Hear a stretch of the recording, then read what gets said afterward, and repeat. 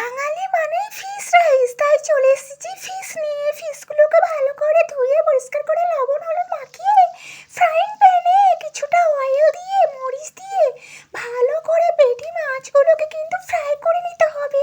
আর এই পেটি মাছ খেতে কারা কারা ভালোবাসে কমেন্ট করে জানাও। আর আজকে শুধু পেটি মাছই হবে না, ভিডিওটা প্রথম থেকে লাস্ট পর্যন্ত দেখতে থাকো, তাহলেই বুঝতে পারবে কতটা সুন্দর আজকে রেসিপি আছে। এইভাবে হয়ে গেল কিন্তু পেটি মাছের ফ্রাই।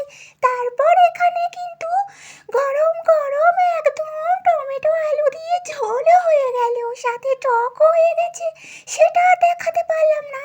এবার দুপুরে মেনুতে আছে ফিশ ফ্রাই। দেখো এখানে দুটো পেটি মাছ নিয়ে নিয়েছি, পেটি মাছ খেতে ভীষণ ভালো লাগে। আর আছে মুসুর ডাল, তারপরে আছে আলু ভর্তা, সেটা দিয়ে খেয়ে নেবো। এবার এখানে মাছের ঝোল ঢেলে প্রথমে মাছ দিয়ে একটু খেয়ে নেবো, ফ্রাই করা মাছ দিয়ে। দেখো ফ্রাই করা মাছটা এত সুন্দর রেসিপি হয়েছে, জাস্ট ওয়াও লাগছে গরম গরম ভাতের সাথে। তারপরে এবার আমি কিছুটা টক দিয়ে খেয়ে নেবো, তেঁতুলের টক দিয়ে। কষা মাছের টক খেতে লাগে অসাধারণ, তাই আমি তেঁতুলের টক দিয়ে একটু কষা মাছ নিয়ে ভাত মেখে